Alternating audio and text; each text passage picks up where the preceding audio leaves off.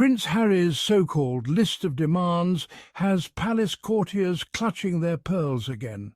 The British media is in overdrive, painting Harry as unreasonable for simply asking for security, respect for his wife, and protection from a hostile press.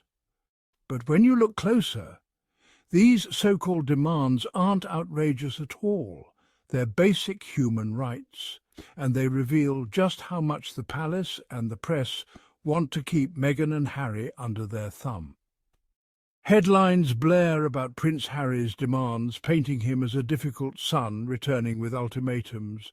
The media frames this as a battle for power, designed to divide and sell papers. But what if we look past the noise and see the human story? A husband and father, not just a prince. Strip away the titles and it's a family navigating complex relationships under relentless scrutiny.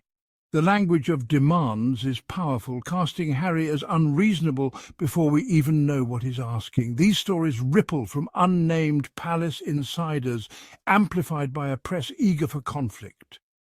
Meghan is cast as the outsider, echoing patterns the British press has used before. Before judging, let's be curious. Are these truly outrageous demands, or the pleas of a man trying to protect his family? The truth is rarely in the shouting. It's in the quiet spaces in between. Let's look for the story behind the story, one of vulnerability, memory, and the instinct to keep loved ones safe. When we examine Harry's so-called demands, they're not about riches or power, they're about basic human dignity. First, security. Harry wants official protection for his wife and children in the UK, a plea for safety, not luxury. For a family with their profile, this is a logical, universal parental instinct. Second, the press. Harry seeks boundaries against relentless media intrusion, not censorship, but accountability. He and Meghan have faced harassment and twisted narratives for years. This is about drawing a line between public interest and private persecution. Third, respect. Harry asks for Meghan to be formally acknowledged as Her Royal Highness, like other family members. In the monarchy, titles signal acceptance and protection. Denying her this respect sends a message that she's lesser. These 3 points, security, privacy, respect, are interconnected pillars for a family's dignity. Framing them as outrageous is a misrepresentation, shifting focus from the institution's responsibilities. It's a classic tactic of deflection. If we look closer, these are not demands. They're the foundation for a safe, dignified life. Understanding this changes the story entirely. To understand Harry's position, we must look at his past. His concerns are forged in personal tragedy. The loss of his mother, Princess Diana, hounded by the press. He walked behind her coffin as a boy, watched her privacy destroyed, and saw the consequences of relentless media pursuit. His pleas for security are not abstract. They're a direct response to this history. The parallels between Diana's treatment and Meghan's are impossible to ignore. For Harry, protecting his family is a solemn duty born from loss. His fight against the press is about rewriting a painful story, not just for his family, but for himself.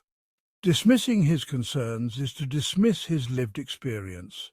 Without this context, we miss the powerful currents beneath the surface. Harry and Meghan's story is shaped by 2 powerful forces, the palace and the press. The palace provides access to select journalists who in turn uphold the monarchy's image. This relationship manages public perception, often at the expense of those who don't fit the mould. Harry and Meghan face scrutiny and twisted narratives while others are shielded. The palace rarely speaks directly but leaks stories through insiders, painting Harry as the problem.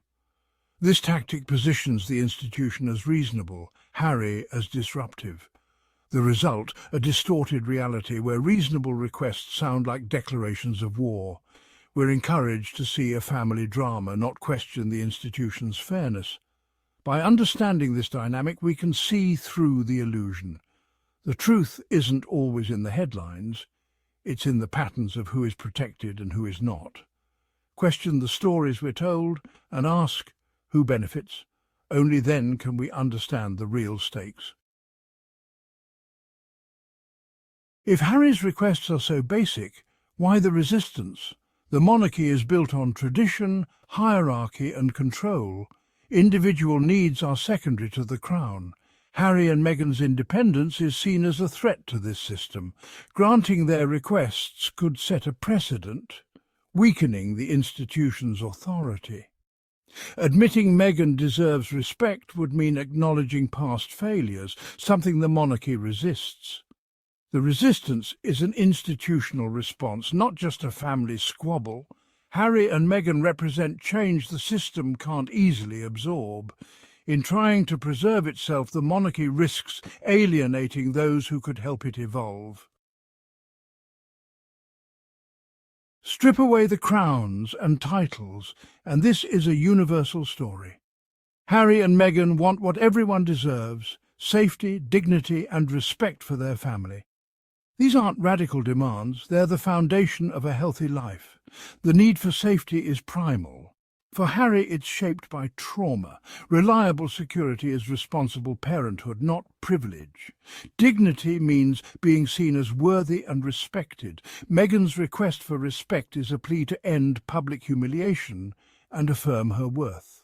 Ultimately, this is about boundaries, a family drawing a line to protect their peace.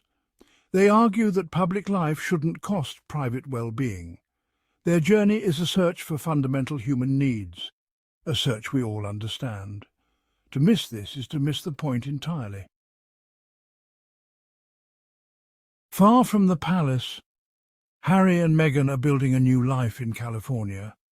Through their Archewell Foundation and creative projects, they're redefining public service on their own terms.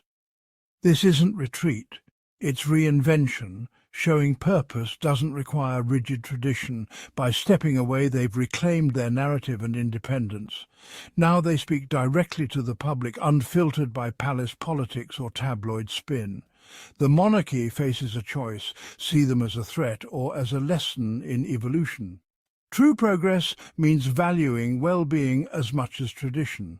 We too have a choice: consume divisive headlines or seek a more compassionate understanding.